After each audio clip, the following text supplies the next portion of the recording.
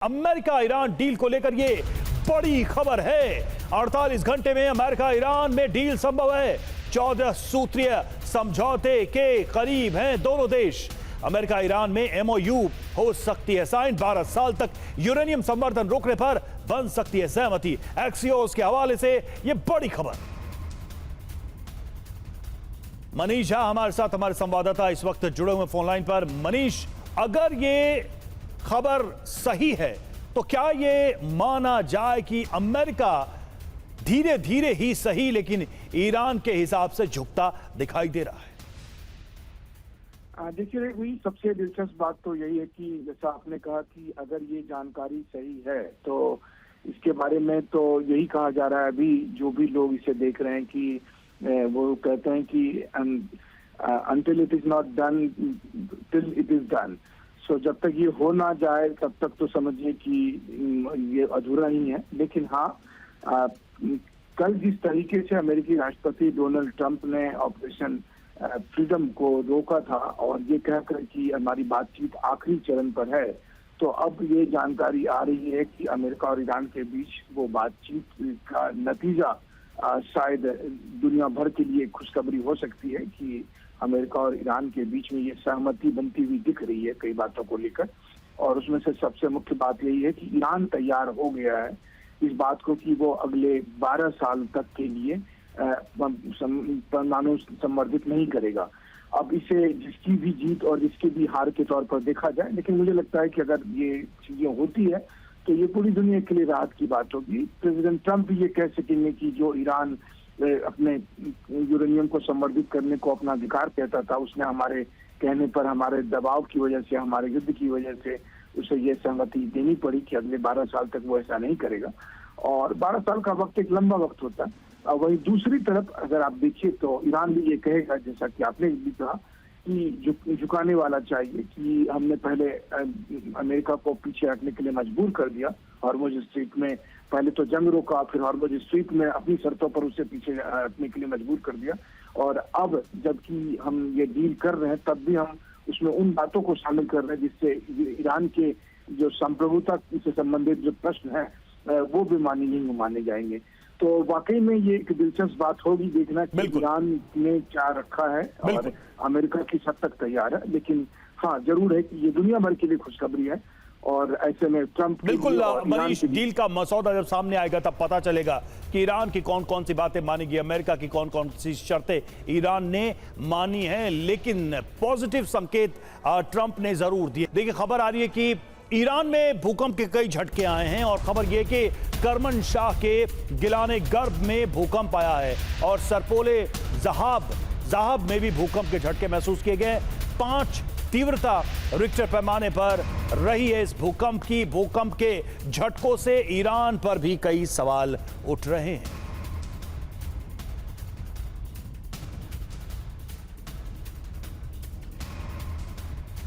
तो देखिए, भूकंप के लगातार झटके क्या कर रहा है ईरान, सवाल ये उठ रहा है। देखिए, करमनशाह के पश्चिमी गिलाने गर्ब में भूकंप के झटके आए हैं और रिक्टर पैमाने पर इसकी तीव्रता 5 बताई जा रही है। 9 किलोमीटर गहराई में भूकंप के झटके आए हैं। भूकंप के केंद्र से गिलाने गर्ब 23 किलोमीटर दूर है और सरपोले जाहब में भी 4.9 तीव्रता के भूकंप के झटके महसूस किए गए। मंगलवार रात करीब 11:21 पर यह झटके महसूस किए। सवाल क्या उठता है, क्या ईरान एटमी टेस्ट की तैयारी कर रहा है? यह बहुत बड़ा सवाल है क्योंकि इस तरह की चीजों को लेकर पहले भी आशंकाएं व्यक्त की गई हैं। और देखिए, अमेरिकी खुफिया एजेंसी की ताजा रिपोर्ट में फिर दावा किया गया है कि ईरान के खिलाफ 39 दिनों के स्पेशल ऑपरेशन के बावजूद ईरान की एटम बम बनाने की ताकत बरकरार है। खुफिया एजेंसी ने चेतावनी दी है कि ईरान चाहे तो 1 साल के भीतर ही परमाणु बम बना सकता है। रिपोर्ट के मुताबिक ईरान का संवर्धित यूरेनियम सुरक्षित है और एटम बम बनाने में ईरान को बहुत अधिक मुश्किल नहीं होगी। ईरान के न्यूक्लियर कार्यक्रम को कोई खास नुकसान नहीं हुआ। ईरान 9 से 12 महीने में परमाणु बम बना सकता है। संवर्धित यूरेनियम का भंडार ईरान के पास मौजूद। खुफिया एजेंसी को यूरेनियम के लोकेशन की जानकारी नहीं। यूरेनियम की मात्रा को लेकर भी सिर्फ कयास लगाए जा रहे हैं। संवर्धित यूरेनियम को कहां छिपाया गया ये पता नहीं लग सका है। संयुक्त राष्ट्र की परमाणु एजेंसी के मुताबिक ईरान के पास करीब 450 किलो संवर्धित यूरेनियम है। इसका आधा हिस्सा इस्फहान परमाणु साइट पर है। ईरान ने सुरंगों में यूरेनियम को छिपा कर रखा हुआ है। और इधर फ्रांस के कार्गो शिप पर ईरान का हमला। हॉर्मुज से गुजरते समय क्रूज मिसाइल से अटैक किया। ईरान ने बंदर अब्बास पोर्ट से दागी मिसाइलें। हमले में चालक दल के कई सदस्य घायल। हमले के वक्त दुबई के पास था यह जहाज।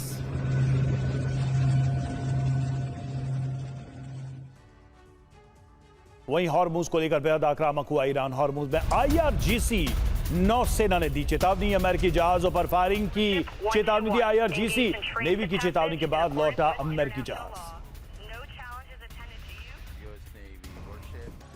तो देखिए, ये एक्सचेंज बातचीत जो है, हम ऑडियो एक्सचेंज दिखा रहे हैं आपको। इसमें सीधे तौर पर ईरान की नेवी चेतावनी देते हुए अमेरिकी जहाज को, यूरोपियन जहाज को, फ्रांस के शिप पर अटैक हुआ और अमेरिकी शिप को चेतावनी दी। फ्रांस की बात करें तो हॉर्मुज में IRGC ने यह हमला किया है। वहीं दूसरी तरफ स्ट्रेट पार कर रहा था अमेरिकी जहाज, जिसको चेतावनी दी गई है और उसका ऑडियो वीडियो सबूत भी सामने आया है।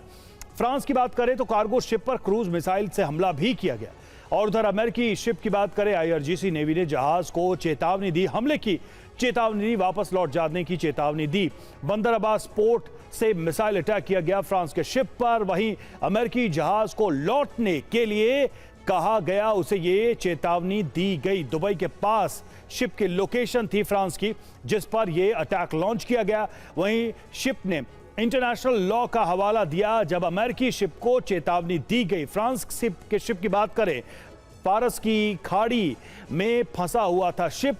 और अमेरिकी शिप की बात करें तो ईरान ने कई बार फायरिंग की चेतावनी दी अमेरिकी शिप को और कहा कि वो लौट जाए। ईरान के हमले से कई क्रू मेंबर्स भी जख्मी हुए हैं, जो फ्रांस का शिप टारगेट हुआ है। और वहीं अमेरिकी शिप की बात करें तो ईरान ने 10 माइल की दूरी बनाने का आदेश दिया, इसकी चेतावनी दी अमेरिकी शिप को। जहाज में रखे कई कंटेनर को नुकसान पहुंचा है, यह हम बात कर रहे हैं फ्रांस के उस शिप की जिस पर अटैक किया गया। अमेरिकी शिप के संदर्भ में फायरिंग की चेतावनी के बाद यह जहाज लौट गया। और देखिए, यूएस वायुसेना के वरिष्ठ अधिकारी का दावा सामने आया। सीज फायर के बाद ही ईरान ने यूएस सेना पर अटैक किया है। 10 से ज्यादा बार ईरान ने यूएस सेना पर हमला किया है। 9 बार यूएस के कमर्शियल जहाजों पर गोलीबारी की गई है, ये जनरल डैन ने कहा है। और ईरान हताशा में कुछ और कर सकता है, यह भी जनरल डैन ने कहा है।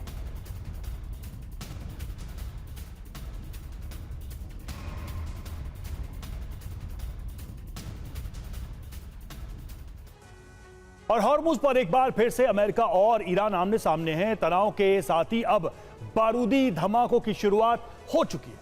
ईरान की सेना ने अमेरिका के युद्धपोत को चेतावनी देने के लिए मिसाइल और ड्रोन का इस्तेमाल किया। अमेरिकी डिस्ट्रॉयर पर निशाना तो नहीं साधा गया, लेकिन चेतावनी देने के लिए युद्धपोत के बेहद करीब धमाके किए गए।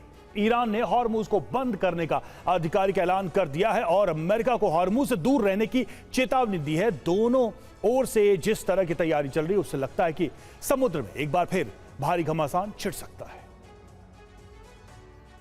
मिसाइलें चेतावनी के तौर पर दागी गई। यूएस के युद्धपोत को निशाना नहीं बनाया गया। चेतावनी के लिए ईरान से हमला किया गया। ईरान से अमेरिका को यह ऑपरेशन फ्रीडम का जवाब था। ईरान ने इसे प्रोजेक्ट डेडलॉक कहा है। चेतावनी दी गई है कि अमेरिका एक दलदल में फंस रहा है, जहां से निकलना उसके लिए वियतनाम से भी मुश्किल हो जाएगा। ईरान ने कहा है कि हॉर्मुज के पूरे इलाके पर ईरान का नियंत्रण है। ईरान किसी भी स्थिति से निपटने के लिए तैयार है। यूएस के एक भी युद्धपोत को एंट्री नहीं दी जाएगी। हॉर्मुज के लिए ईरानी सेना की इजाजत जरूरी है। और ईरान से तनाव के बीच अमेरिकी सेना की बड़ी तैयारी सामने आई है। अमेरिका ने विकसित किया कॉम्पैक्ट AIM-9X साइड विंडर। नए वर्जन में बेहतर रेंज और सटीक हमले की क्षमता है। तो देखिए, युद्ध की खबरों के बीच एक नया डेवलपमेंट अमेरिका की सुरक्षा प्रणाली में। नई मिसाइल जो है AIM-9X साइड विंडर दुश्मन का काल साबित हो सकती है। अमेरिकी नेवी और एयरफोर्स ने मिलकर इसे तैयार किया है। आधुनिक स्टेल्थ एयरक्राफ्ट के लिए खास तौर पर इसे डिजाइन किया गया। छोटा साइज होने की वजह से ज्यादा ले जाने की क्षमता है। नए वर्जन में बेहतर रेंज और मारक क्षमता बढ़ाने की ताकत है। एयरक्राफ्ट और ड्रोन के जरिए हो सकता है इसका इस्तेमाल।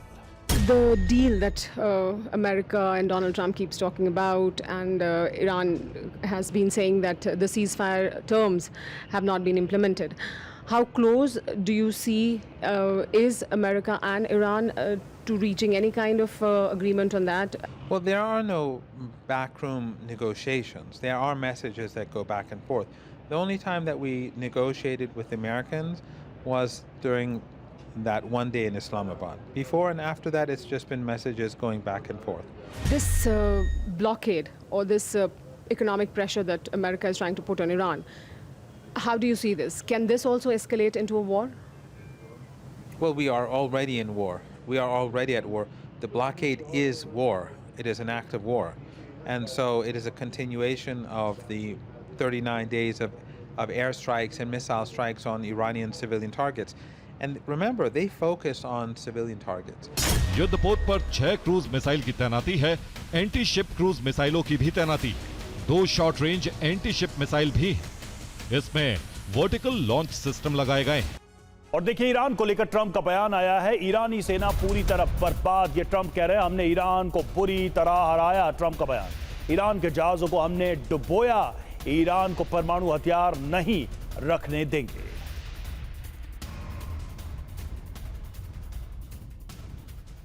और ईरान से डील पर ट्रंप का बयान। ईरान हमसे डील करना चाहता है, ये ट्रंप ने कहा है। ईरान को बातचीत की मेज पर आना होगा। ईरान की हालत ठीक नहीं है। ईरान के पास कोई विकल्प नहीं है, ये ट्रंप ने कहा।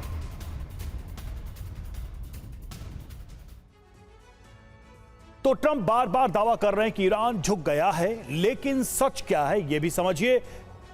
हॉर्मुज में प्रोजेक्ट फ्रीडम की शुरुआत 4 मई 2026 को अमेरिका ने की है, ट्रंप ने की है। लेकिन 48 घंटे में ही ऑपरेशन को रोक दिया गया और 22 अप्रैल 2026 को सीज फायर को अनिश्चित काल के लिए आगे बढ़ा दिया गया। 7 अप्रैल 2026 को ईरान की सभ्यता मिटाने की कसम ट्रंप ने खाई, पब्लिकली उसे कहा भी, और डेडलाइन से 90 मिनट पहले सीज फायर का ऐलान कर दिया। खुद 2 हफ्ते का सीज फायर का उन्होंने ऐलान किया। ईरानी एटमी प्रोग्राम को लेकर हर हाल में परमाणु कार्यक्रम छोड़ना होगा, यह ट्रंप ने कहा। संवर्धित यूरेनियम अमेरिका को सौंपना होगा, यह भी ट्रंप कहते रहे। यूरेनियम के मुद्दे पर फिलहाल कोई एक्शन नहीं लिया गया है। स्थिति यह है। बातचीत का ऑफर, जहां ईरान के साथ खुद बातचीत की पेशकश उन्होंने की, ईरान ने बात करने से इनकार कर दिया। तो कुल मिलाकर अगर देखा जाए तो हर बार बड़े बयान के बाद झुकते ट्रंप दिखाई दे रहे हैं। और ईरान के मोर्चे पर अमेरिका जिस दबाव वाले कूटनीतिक रास्ते पर आगे बढ़ रहा था, उस रास्ते पर ईरान ने बारूद बिछा दिया है। ऐसा बारूद जिसकी चपेट में अमेरिका के सहयोगी देश आ रहे हैं। हालांकि ईरान ने दावा किया है कि उसने सीज फायर का उल्लंघन अब तक नहीं किया, लेकिन अरब के देशों में हो रहे धमाकों ने युद्ध भड़कने के संकेत दे दिए हैं। अब अमेरिका का कोई फॉल्स फ्लैग ऑपरेशन है या फिर ईरान का हमला, जवाब हमारी रिपोर्ट में मिलेगा। लेकिन उसके पहले यह भी जान लीजिए कि दोनों ही स्थिति में दुनिया तेल के अकाल का सामना करेगी। ऐसा क्यों, ये इस रिपोर्ट में देखिए। शुरू ईरान के प्रहार, निशाना यूएस के मदद का। ईरान का युद्ध विस्तार, खाड़ी देशों में हाहाकार। दावा है कि ईरान ने कुल 19 हवाई हमले किए हैं, जिनमें 12 बैलिस्टिक मिसाइलें, 3 क्रूज मिसाइलों के साथ 4 ड्रोन शामिल। ईरान नागरिक ढांचे को नुकसान नहीं पहुंचाना चाहता, बल्कि उन ठिकानों को ध्वस्त करना चाहता है जिसमें अमेरिका का हित शामिल। ईरान के इस हमले से न सिर्फ फुजरैह पेट्रोलियम साइट पर भीषण आग लगी, बल्कि हॉर्मुज में ओमान के तट के पास भी ईरान ने हमले की। ऐसे हमले जिसमें यूएई की Abu Dhabi national oil company का एक तेल टैंकर भी क्षतिग्रस्त हो गया। दावा है कि ADNOC के तेल टैंकर पर ईरान ने 2 आत्मघाती ड्रोन दागे। उन्होंने लिखा, ऑपरेशन फ्रीडम असल में प्रोजेक्ट डेडलॉक और अमेरिका को दलदल में घसीटे जाने से बचना चाहिए। ईरान के सरकारी चैनल पर दावा किया गया है कि फुजरैह और जेबेल अली पोर्ट पर हमला ईरान ने नहीं किया है, यह अमेरिकी सेना का दुस्साहस। दावा है कि यूएई में ईरानी मिसाइलों को इंटरसेप्ट करने के लिए इजरायली डिफेंस सिस्टम का इस्तेमाल किया गया। ये मिसाइल इंटरसेप्टर सिस्टम स्पाइकर या बराक। और हॉर्मुज में शुरू हो सकती है डॉल्फिन जंग। अमेरिका ईरान में हो सकती है डॉल्फिन जंग। अमेरिकी नौसेना का हथियार है डॉल्फिन। अमेरिकी युद्ध मंत्री पीट हेग्सेट ने दिए संकेत।